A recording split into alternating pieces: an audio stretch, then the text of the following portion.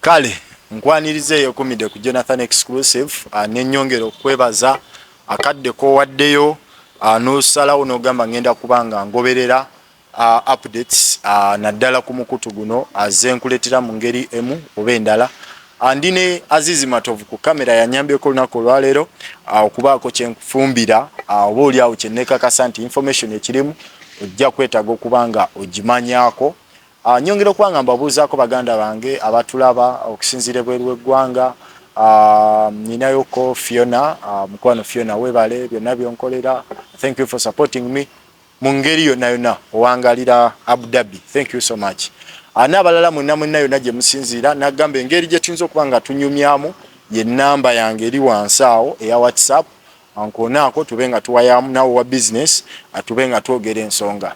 Olunaku lwaleero nina ekintu kyenkuleetedde ekya omukyala amanyikiddwa nga Zahara Toto. Bwewetegereza ku screen yawo ye post eriwo gye yakoze ku baali bakama be oba ku baabadde bakama be abasanyuka TV ne show yennyini gy'abadde akola emanyikiddwa nga Uncut.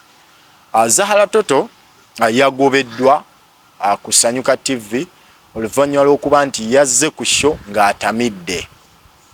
Oyinza okwebuuza Zahara okutamiira mu kisiibo bikwataganira wa, naye that was her decision. Yazze ku show generally n'akola ebikola eby'abatamiivu. That's what I can say. Yavumye producer wa show eya Uncut. Abantu abasinga wano kye beerabira oli bw'awulira ekigambo producer abasinga oyinza okukitwalira ku level ya music. Nene wobo okitwalidde ku level ya music no wetegereza ne bagamba nti oluyimba bweruti ne bweruti producer gundi ye yalukoze era kyemmanyi osobola okutebereza nti producer oba oli awo ye yazimbye buli ekyabadde mu luyimba. Omuyimbi yalese maloboozi ge na ssente then producer n'azimba oluyimba kuviira ddala ku bidongo ebiri mu luyimba olwo. So ne producer wa show zino zemulaba ku TV oba ne zemuwulira ku radio abeera muntu ateekateeka n'akuŋŋaanya kino n'akuŋŋaanya kiri. Kati nga bw'olaba show eya Uncut nti ebeeramu stories ez'enjawulo. Stories ezo zibeerako gye baazikwatidde mu field, zibeerako kitegeeza waliyo camera person, zibeerako eyazigasse okutuuka gwe woziraba ye editor. So producer wa show yabeera overall manager w'abantu abo bonna. So nzo ndooza ngezaako okulambululira ekintu ekyo olaba omugaso gwe. Olaba omugaso gwa producer bwe nkugamba ekigambo producer. So ye muntu Zahara Toto gwe yayisizaamu amaaso. Naye oyinza okwebuuza ekintu kino kijja kitya.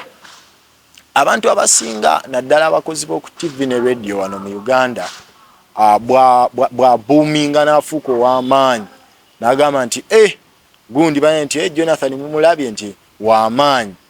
Ebiseera ebisinga yeerabira wa gy'atandikidde ekintu kino kirokeddewa okuba nti afuuka star. Ebiseera ebisinga osanga omuntu ng'akoze ku TV, sigenda kugeza ku TV ze mumanyi, nja gamba tugeze ku Katambaala TV. N'akola Katambaala TV n'afuuka w'amaanyi. 2 years, 3 years. Ne yeerabirira ddala wa we yatandikira okuba nti afuuka w'amaanyi. So ebiseera ebisinga ekintu kino akiri nnyo mu bakozi ba TV n'aba radio. Situganye ne mu fields endala kiyinza okuba gye kiri naye sizimanyi nnyo. Njagadde specializing mu kyemmanyi. Nti ebiseera ebisinga bagenda ne beerabirira ddala amaanyi agamuzimbi okuba nga afuuka star. Ogenda okulaba nga takyawa bantu kitiibwa, takyawa kati nga Zahara bwe yakoze, takyawa producer we kitiibwa, takyawa bakama be kitiibwa, bwe yatuukidde okuyita bakama be embwa. That's too much. Omuntu andaba akadde kano. Naye osanga omuntu ng'ebyo byonna takyayagala kumanya because she's a star.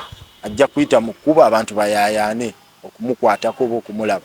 Naye ne yeerabira nti ate ekyo ekintu akizimbidde wali wakoze eki wali mu kuzaala w'akadde kano. So abakozi b'oku TV ne radio ekintu ekyo oba oli awo gwali eyo ng'oyagala kuba star kuyitamu yo field oba oli awo olina okuba nga weetegereza ekintu ekyo. Tosobola kusinga station gy'okolera maanyi newobeera ani newobeera ani. Kyovula ebiseera bingi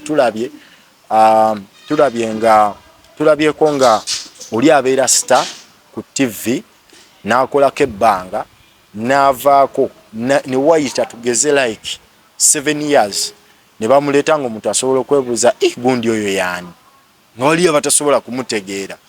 So kiddayo eri engeri butya bwe yali ahandolingamu omulimo gwe na neeyisa gye yali yeeyisamu. Naye kino kirekawo branding eya Zahara.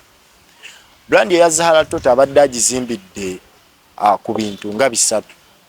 Ekisooka okuvuma, abadde avuma nnyo era we mba sigenze wala myezi nga 12 abaddeko n'olutalo n'omukyala amanyikiddwa nga Zubeda oba Shamim Mayanja, ng'olutalo olwo era yayimirira ku TV the same program n'avuma mukyala munne bwe yamuvuma biziina biki which is not right. Naye ate ebiseera ebisinga ne bakama abo boolyawo babadde tebavaayo kondeminga kintu kino. Nsobola okuwaako ka testimony nze nganze naliko kolumu nga ndaba uncut eyo. Omukyala yali ne case ne bayita story yali ya KDD. After KDD ne bamuleeta balina bye yali ayogera, bannanga omukyala yavuma omwana n'amulangira nti ateeka okuba nga awunya of which teyabadde dossier yakutte story. N'amulangira okuwunya biki on international TV, then nenkeera n'akomawo n'ahostinga show. Ndowooza oyinza okuba olaba nti ne bakama oboolyawo babadde tebakondeminga mpisa ze. Naye waliwo olugero lw'Abaganda olugamba nti seruka mama yute bwe bakwata ku lirye ng'awoloma. So omukyalo ono abadde mufunda nnyingi ng'avaayo mu kuvuma. Ekyokubiri kwabadde azimbira amaanyi ge empalana. Abadde wetwogera ku TV ayina oba nkyogere ntya nti gwatakwatagana naye nubwe baba bye batakwatagana tebiri on TV ate yajja kukidraginga kyonna kireete ku TV. So yengeri eyo gyabadde atambuzaamu TV ye. Naye ndaba akadde kano oyinza okwebuuza nti kino kirekawo brand ya Zahara Toto. Ebiseera ebisinga tulabyeko abakozi ba TV bangi oluva ku TV n'ayiika kikiriza oba kigaana. Omuntu n'addamu okumulaba n'agamba negundi nga tategeerekeka just because uli wali omumanyizizza amaaso kati obadde tokyamulaba. Omuntu oyo ate bwe kisanga nga teyeefaako ayinza n'okkutamya omulimu gwa TV. Zahara Toto ayinza obutaddamu kufuna opportunity ekola ku TV kiriza oba gaana. Ne bw'aba akoze ku TV tojja kuddamu kumulaba ku TV ez'amaanyi lwa nsonga teri TV egenda kwaniriza muze gwa kujja ng'otamidde. Ekyo tekijja kusoboka. Ekyokubiri teri TV ejja kwaniriza mukozi atawa banne ekitiibwa. Okutandikira ddala mu department gy'alimu kati olaba abadde tawa producer w'ekitiibwa. Producer atandikirwako. Producer gwosobola okukubira nti owaaye leero sigenda kusobola kulabika. Nagamba it is okay gundi ajja kukola. Olaba abadde tawa oyo ekitiibwa. Then on top of that olaba asobola okuvuma bakama be. Era nakyo osobola okukistandikako n'ogamba company yonna oboolyawo be expecting okumuwa omulimu nepozinga negamba katumale okuba nga tukola ki tetugenda kusobola muntu wa kikula bwe kityo. So oyinza okulaba nti yes ayinza okuba yakikoze olw'okukyamuukirira akadde kano nti w'amaanyi. Alaba nga bwa DJ nawulirako mbu DJ actually sikuwulira nalabako nti DJ ayinza okuba yakikoze mu mbeera ey'okuba nti awulira w'amaanyi naye oboolyawo nga kirina ngeri nnyingi gye kigenda okuba nga kyaffectinga mu career ye nga Zahara Toto. So Zahara Toto tugenda mukomyawo titugenda mulemerako. Just mbadde njagala kuweeko ka background naddala bwazze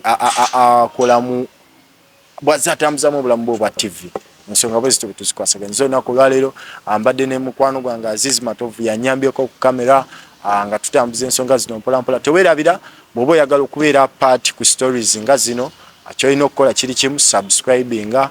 Bw'oba tonnaba kubanga oteekako ne notifications ziteekeko buli story gye nteekayo ojja kuba nga ogifuna bulungi. Gw'ayagala okuba nga oyogerako nange n'ayina kyonna business ne kikula kyonna ennamba yange ye eri wansi awo ankonaako atube nga tutambuza ensonga mpola mpola. Nze Jonathan Exclusive mwebale kubanga mungoberera.